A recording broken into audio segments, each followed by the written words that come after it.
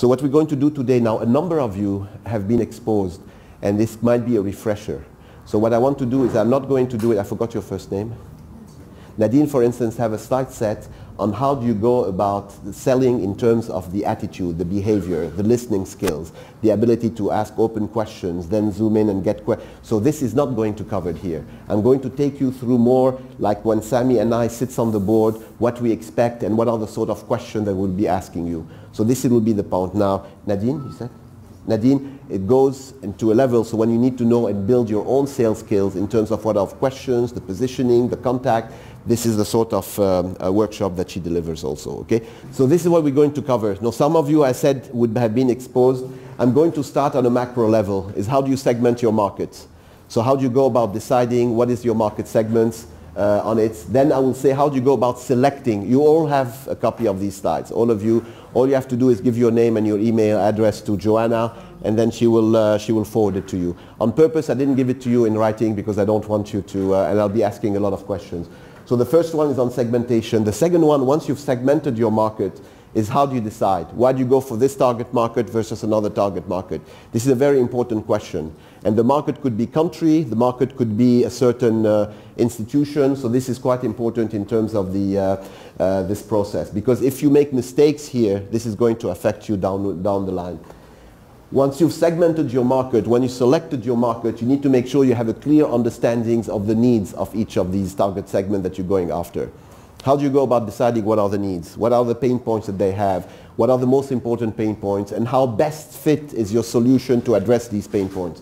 Then you have to look at your portfolio product. A number of you, I take Michelle as an example, extremely creative. You know, they would have, now Joanna works with Ziad, they're all very creative. And we could find out ourselves with a portfolio of maybe 10 products, 15 products. Every day there is a new product coming in on the market. The idea is how do we take this product, all these ideas, from an ideation stage, and how do we go about prioritizing them? What are the screening or the filters that you need in order to prioritize and decide these are the products that or the solution that I'm going to focus on? So versus letting others go or postponing some to next year or the following year. It's also a very important exercise because if not, you end up with the wrong product portfolio, and this will also cause you problems.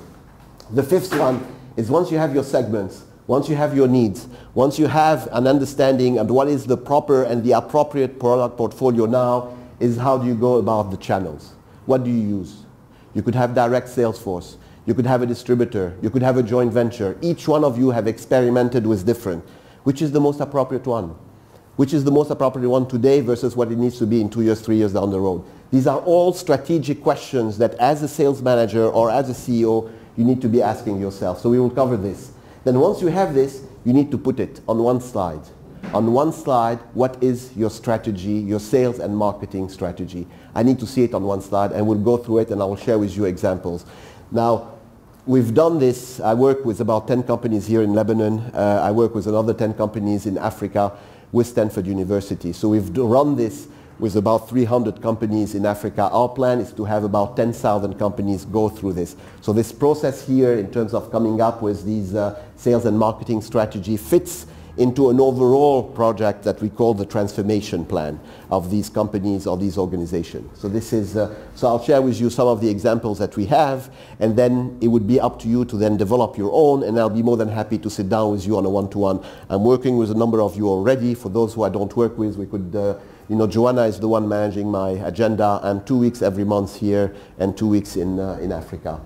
Once you've done the strategy map, then I need to look at your sales funnel. I want to see, and you have different ways of structuring it. Each one of you would have, I'm showing you the example of Wissam.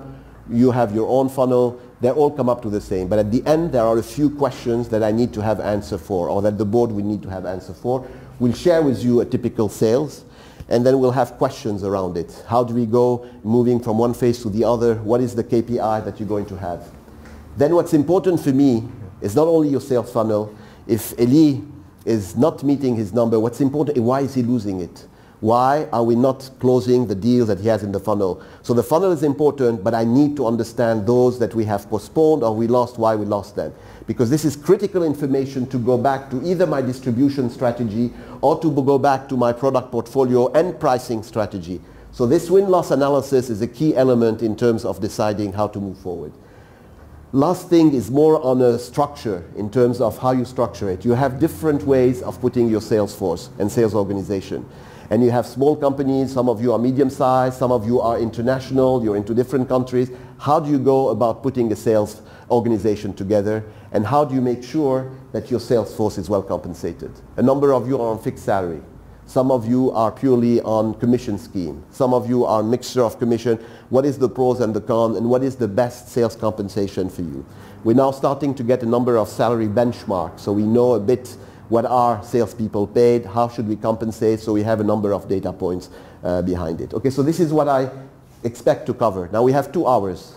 2 hours is a short period of time to go through this. I didn't cover brand in it, but brand is quite important also as an element. How do you build the brand on it? But we could have a separate discussion. Any other points that you want me to cover that are not covered here?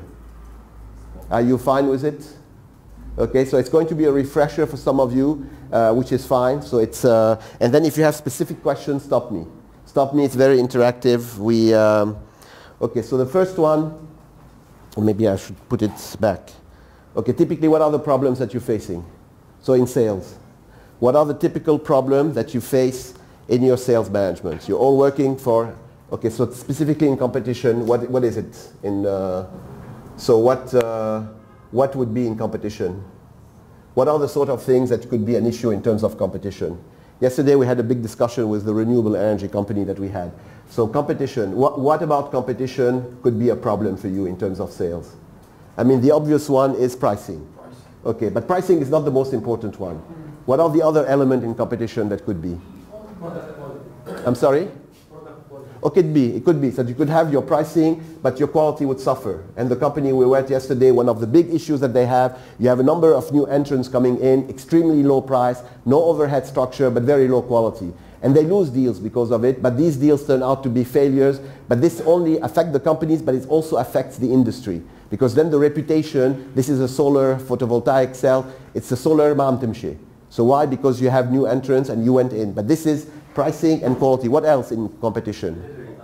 Okay, it could be delivery, but beside this there is more. Branding. It could be branding. It could be how strong is your brand. Yeah. It could be also how deep is your pockets. They were meeting not only with competition coming from low end, they have very large groups, multi-billion-dollar groups in Lebanon that were competing, and they decided to set up a sort of photovoltaic. So these, I'm not saying we're photovoltaic. نحن photovoltaic is one, بس نحن عنا هيدي البالانس شيت تبعتنا، هيدي income statement تبعتنا. We are here. We've been here for 50 years, 60 years. هيدي الجماعة صار له 5 سنين موجودين. So this will be so the brand that you have, the financial muscles that you have. Yeah. What is the other one in competition? Competitive edge. Okay, so you have the competitive edge could be any one of those. So competitive edge is the important one. There is another one that happens in Lebanon often. Relations, political, lobbying. هيدي كتير مهمة. A phone call is what it takes to lose or to make your deal. Do we have the right lobby? Do we have the right contacts? Are you talking to the right person? So, and a lot of these things in Lebanon, but across the Middle East and Africa region. Naam? I mean, it could be. So what we have, we call it lobbying.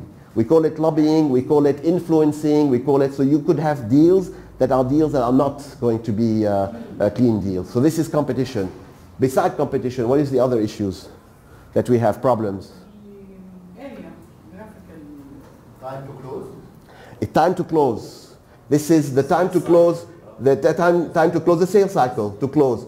This is what you're going to see. You see that everyone that I'm sitting down and reviewing the sales funnel, I'll bet you in every one of your cases, you're going to say, Constantin, غلط. No, I'm asking you for not only your amounts, I'm asking you probability of winning, I'm asking you when is the timing, and I'll bet you that the timing is going to slip. And why is it slipping? It's because decision makers are not ready, they need to go through another committee. So the time to close, and it's very difficult to know, very difficult to when are we going to get the approval, what is so the time, the sales cycle.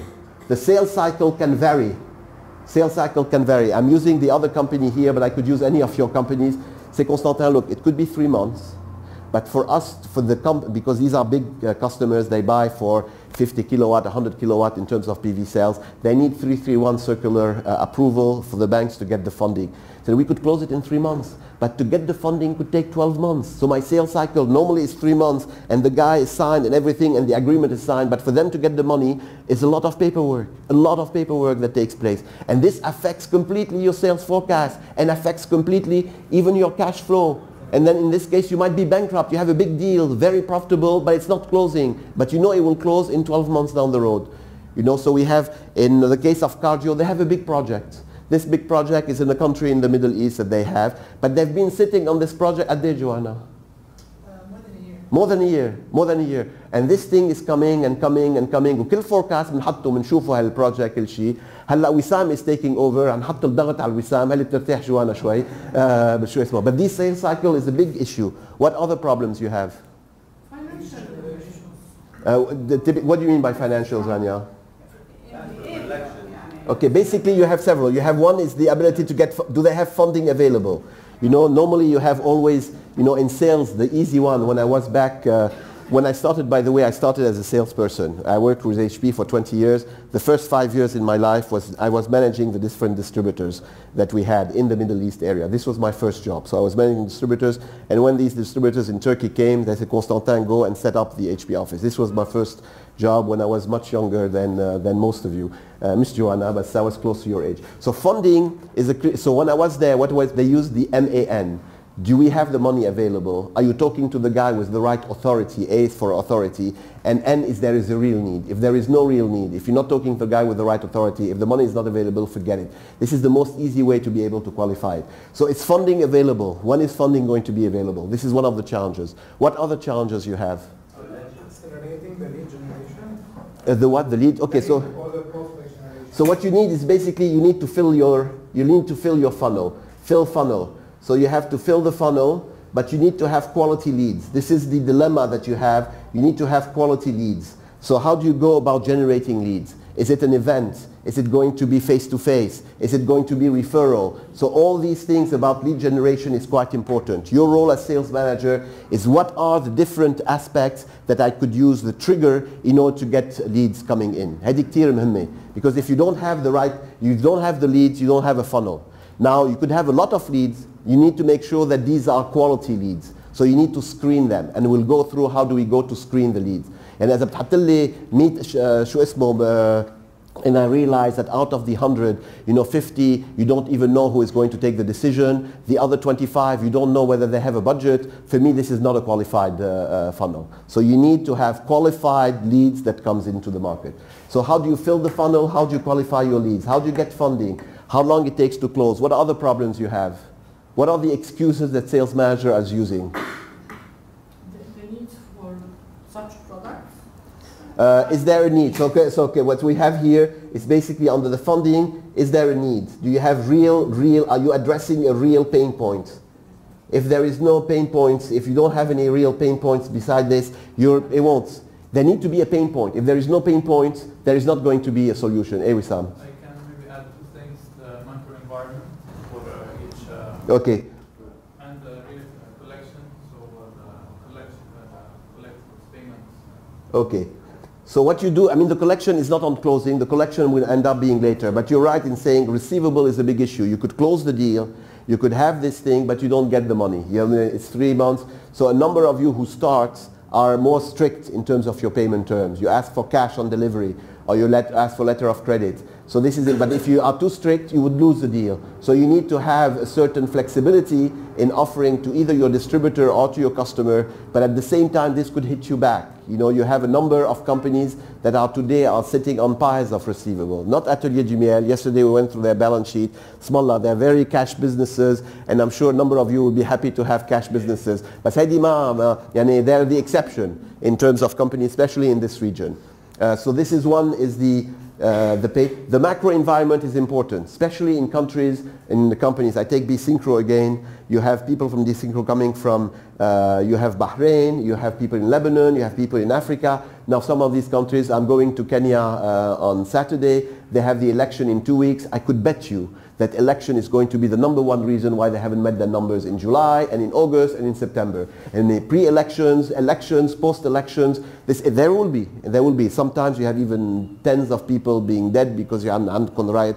So the macro environment is important. It's political and also financial. There's oil prices, or political crisis, let's say, economic crisis. So you could have, I mean, now, for instance, in whole GCC areas, oil prices are down. You have, and he's trying to explain why he's going to get delays in his in his father. عم بيقول له لميشيل إنه حضر حالك إنه political system since 2 years. Yeah, I know. So this is, no, but you're right, political is, I mean, this is, the macro is not only, as you said, the political. If, I mean, some of you are working or will be working in Africa. In West Africa, the average borrowing rate is about 40 to 50%, which is huge. This is causing a big drain on companies who wants to invest. So what it happens that there is delays. Why? Because we couldn't get the money. Why couldn't we get the money? Because the funding cost is so expensive. And to get equity funding is much more difficult to get than to get debt funding. So these could be reasons. Other reasons in terms of sales problems. Resistance to change. From where? From the customer side. Okay, so what you're doing especially... Technology to Yeah. traditional.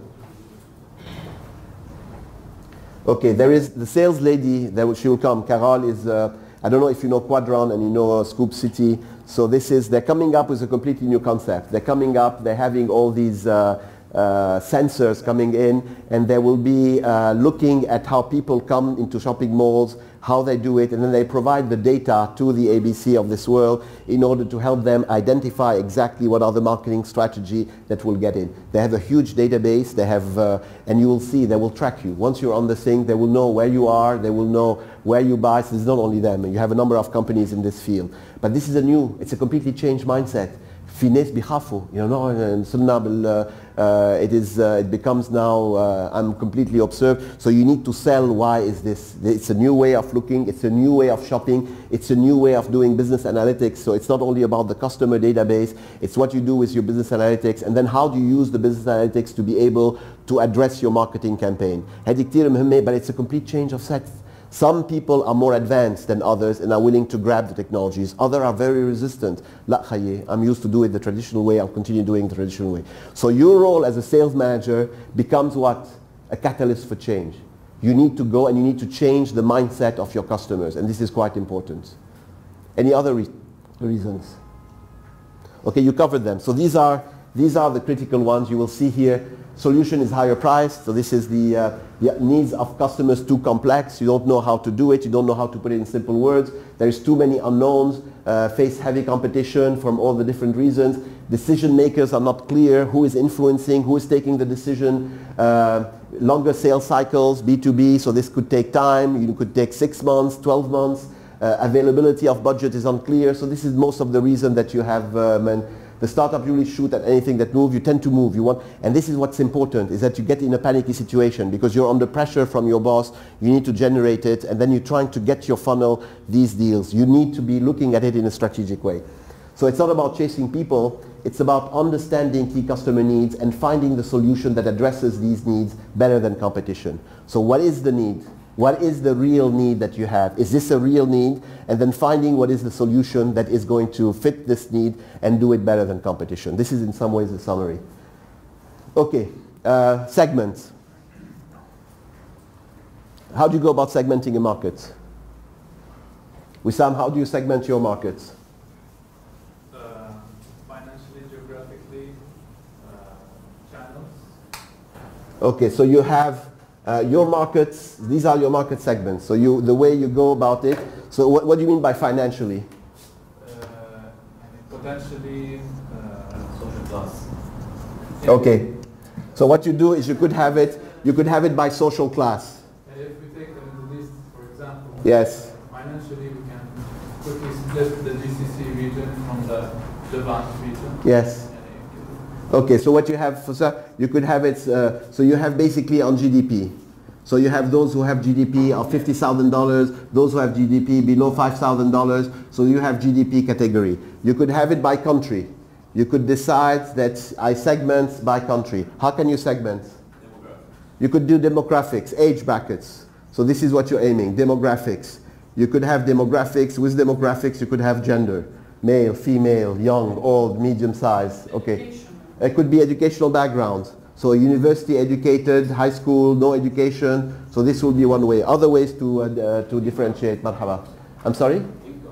Income. So we have income related to GDP. So this is personal income. Is he, lower class, middle class, high net worth, ultra high net worth, VVVIP? So these are different. What are the other ways to segment? Language. It could be language. It could be language that you have. It could be language. It could be a religion that you could have. It could be what? Culture. Culture is, it could be culture. It's behavior, your lifestyle. So it could be lifestyle. You know, what is the lifestyle that you have? What sort of dress do you have? Or lifestyle could be. You have different ways of differentiating that you have. Now, to keep it simple, you need to differentiate. So you could, geographic you've mentioned, demographic you've mentioned, behavior you've mentioned, psychographic is basically customers who prefer to buy organic food. It's a lifestyle. So this is lifestyle, behavior, customers wanting a value for money, impulse buy. These are impulse buying. You have different ways of looking. You need to look at it. You need to see how are you differentiating your customer base. So in most cases you will see geography is being relevant in this case. So in the case of Wissam, for instance, if we go, he's basically aiming at the cardiology department. Because he has this online, real-time, cloud-based heart monitoring devices. Who would use it? Normally the patient like me would use it. I'm going to test it with them, so I wear it for about 2 weeks. They will do it. But normally it's my cardiologist who is going to influence. I'm the end user. My cardiologist will have it, so he needs to make sure that the cardiologist... Now these cardiologists are in hospitals or in clinics. So he needs to go, but at the same time he knows that this is a device that is expensive and there is a fee. So he's aiming at the hospitals where you have large department with large budget behind it. So one is he looks at cardiologists. He also looks at hospitals that are well established. He also looks at countries. Why is he starting in Dubai, for instance, versus starting in Jordan? You know, so he's looking at GDP. So unconsciously what he's doing is he's segmenting his market. And it's important that we go through and to validate whether this segmentation is real. No, whether this segmentation is, are you with me? Okay, so this makes sense. So these are different ways to look at it. So this market segmentation is a very important exercise. And a number of times you dive in without doing the work. Do the work and validate it. Because if you don't do the work, we're going to ask you. Sami will ask why. ليه بلشت بالGCC؟ لأنه هيك وهيك وهيك. Sami will tell you it's a small market. Dubai is a small market. Why don't you start in Saudi Arabia on this thing? So a much larger market. You have also deep pockets on it. So this is, and he needs to be prepared. Why not Saudi Arabia for the moment? Actually, he's based in Saudi Arabia, so he's also developing Saudi Arabia on it. But these are questions that you need to be asking yourself. Okay, then you have to select a segment. You have different ways. I mean, I like you to do all these things. So this is more, how do you go about selecting? He selected Dubai and he selected Saudi. So what are the countries? Dubai, Saudi Arabia? Actually, we are focusing on Kuwait, United Emirates, Arab Emirates, or Saudi. Saudi. So Kuwait, Arab. Okay, very recently. So in your case, Eli, when you look at your corporate customers, how do you go about deciding what are your corporate customers? It depends on the scope of work, mainly, and how big the business is. Okay, so it's the size of the business that you have. So this is one differentiation criteria. These are corporate companies, so you tend to look at the big companies that you go. Any other segmentation? Whoever has clients who needs to always pamper them. Okay, so this is basically he's looking at large corporates who have a tendency to give gifts to their customers. So typically would be what? Banks, insurance companies. These will be our large institution that will have. So this is his way of being able to segment. In the case of Wissam, he's looking at cardiologists, he's looking at different countries. Now, how do we go about deciding, being it Eli, being it Nabil on this, how do you go about deciding which market do we go? What are the criteria that you'll use? You have decided, you've targeted. He has geographically. Why do we go about this? Naam? It could be legal. Can we actually do business with it? Maybe in Saudi Arabia it's difficult. If you don't have the local partner to do it, it will be difficult. So legal could be one way. What are the other attributes? Come on, this is an easy question. How do you go? You have segmented your market. You have 4 or 5 different segments. Why do you choose this one versus another one? Awareness? It could be your product awareness in this given market. Other reasons. You have the most obvious ones. For first, it's the size of the market. How big is this market? What is the other one that comes after the size? How fast you could address it. What else comes? It's the potential. How much growth is going to be in this market? What are the other criteria? نعم. You will look at competitive. Is it very very competitive market? يعني خلاص إنه كل واحد موجودين هون. No, I discussed with Michel. Why are you going to Africa? Because it's a virgin territory, Constantin. If you get there, if you get to Ethiopia, if you get to, this is 100 million people. If you are there and you're the first one to come, now there is a cost behind it. But if you do it, then the market is a big market. And because he's the first one to market, his margins will be significantly higher than if he was, I don't know, in France or in another country. So the competitive environment is important. What else? From the competitive environment, the more competitive is the environment, what is going to be? Your margins are going to be smaller. So you need to look at the size of the market. You need to look at the growth of the market. You need to look at the margins that you could sustain in this given market. You need to look at the competitive environment. So these are all criteria that you have to go through and decide, and then decide A, B, C, D in terms of my priorities. Any other areas of segmentations?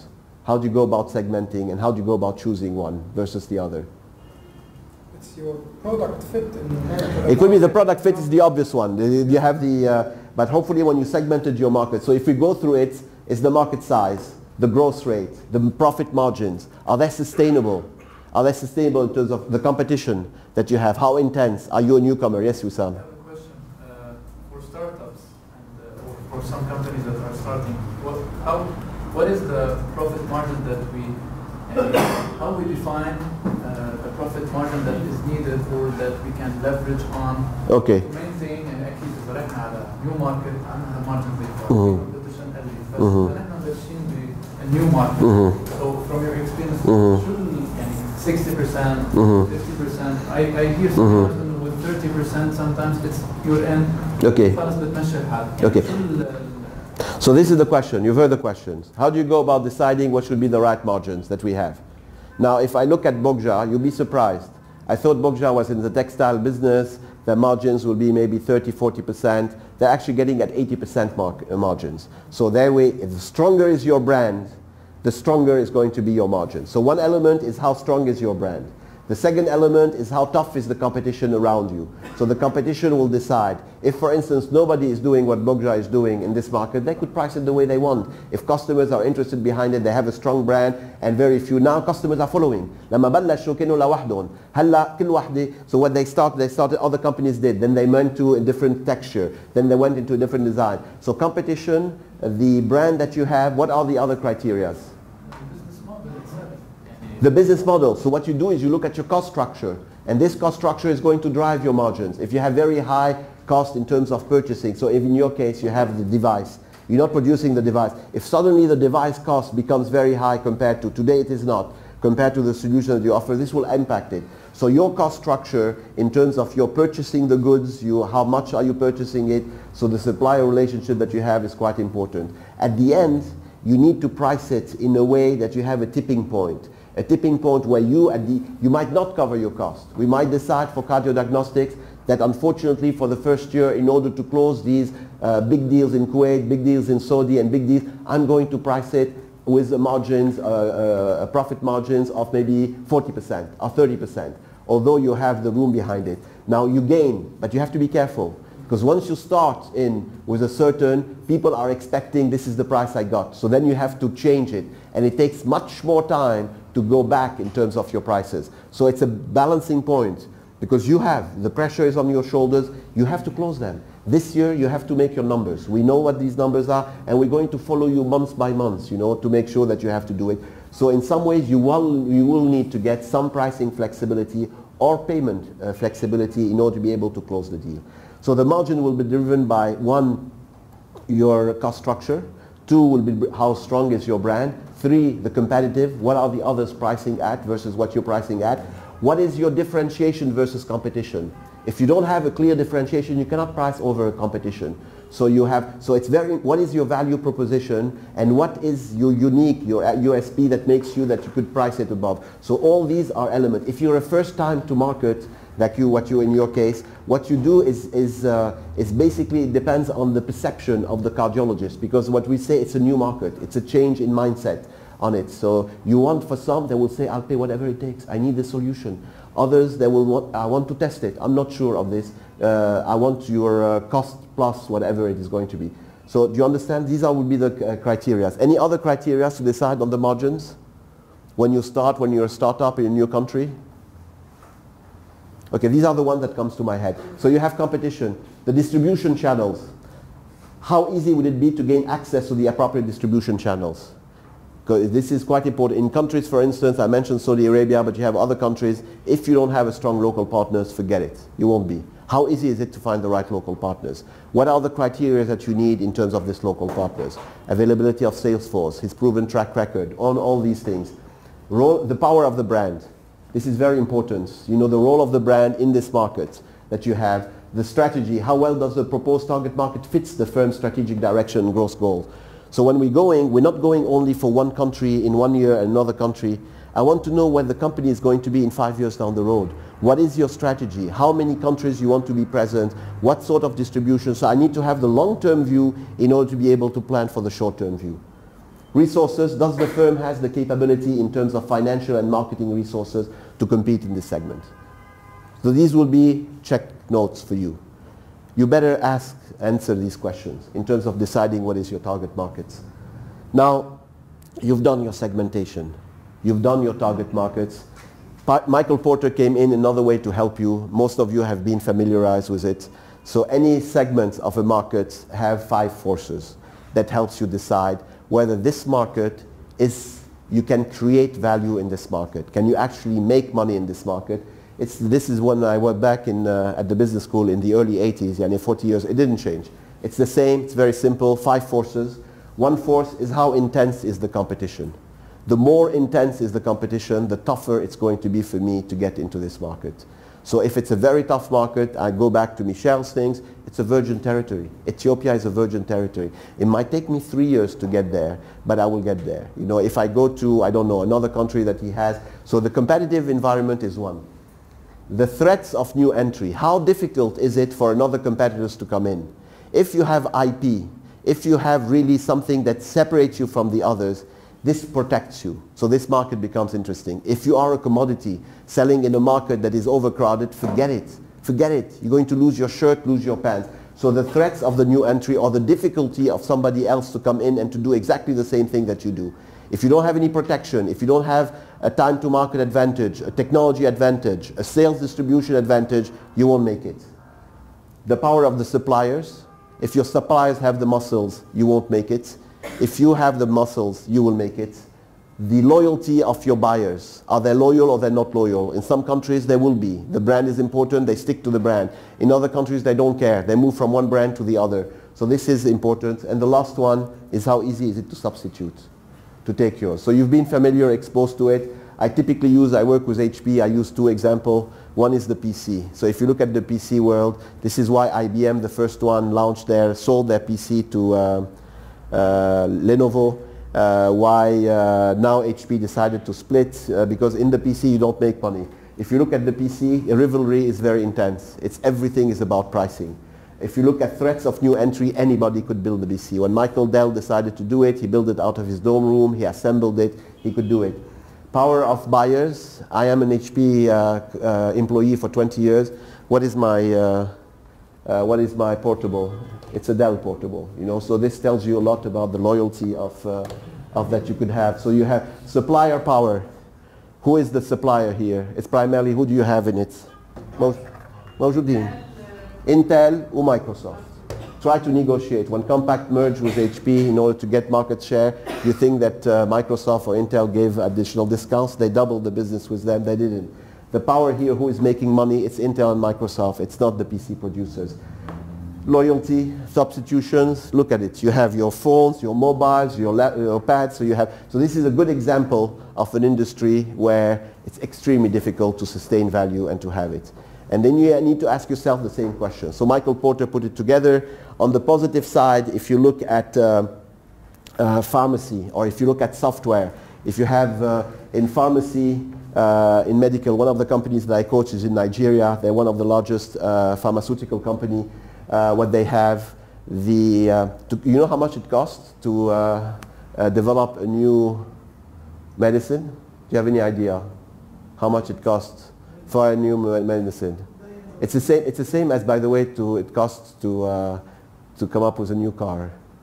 So we talk, we're talking billions of dollars. We're talking when you have to go through FDA approvals and everything, huge R&D that you need, a long time process to get approval. This is a huge barrier to market entry. It protects you. If you look at here, the buyers, who are the buyers? The suppliers. It's basically for chemicals. Chemicals is a commodity. Commodity are fixed by commodity prices. So there is no negotiation bargain. Very little margins here. You're in a good position. You have control on your suppliers.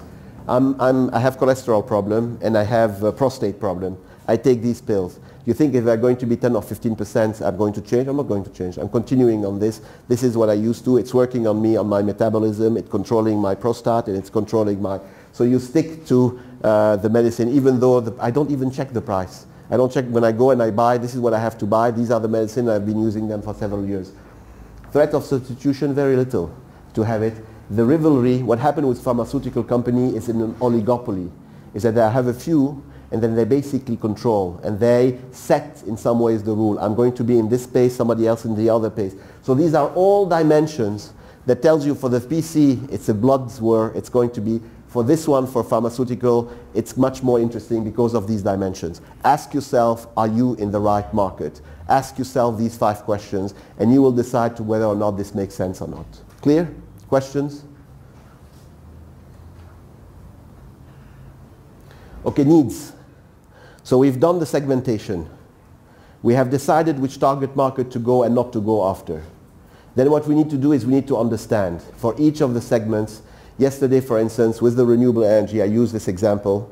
They're selling to institution.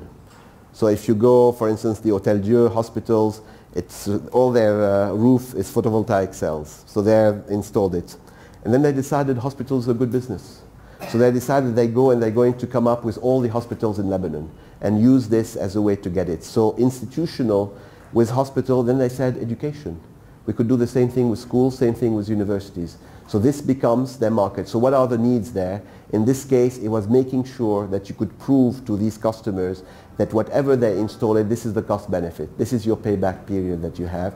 So the needs for most of these is one, it's an image. We want to make sure that we as an institution or an educational institution or a hospital, we are clean. We are using, so there is branding impact. We are contributing to the environment and at the same time we're saving money. So they look at what are the key drivers and what are the needs that you're trying to fulfill. And behind each of the segments you have, in another area, you have solar pumps. These are remotes where you have a well and you need to have a solar pump. Over there, he didn't mind paying too much because he wanted to have electricity and diesel was very expensive to be able to drive it. So you have different needs according to the segment that you have. So how do you go about your needs? This is also questions. You will decide what are the one relevant to you. What exactly does the buyer need from the offering? So what is his, you need to go to his pain point. Whenever I start any of the coaching session with any of you, the first question that I always ask, what are the pain points that you're facing as an organization? I'm treating you as a client, as a customer, and I'm trying to understand your pain point. I then deep in. If I sit down with Michel, he gives me his pain point. Then I will sit down with his entire leadership team. They will give me pain points. Then we will go to the employees through an employee satisfaction survey. They will give us pain point. When we go to customers and do the same thing, they will give us pain point. I have the pain point from Michel. I have pain point from his team. I have pain point from his customers. And I have pain point coming from the employees. I have a good sense of what are the pain points that are facing this organization. And this is very important. Because if you don't understand it and then prioritize it, what makes sense? I remember when we did it, what is the high priority versus medium versus low priority? Then you get a good sense of what are the big challenges that are being faced. And your role as a salesperson is this.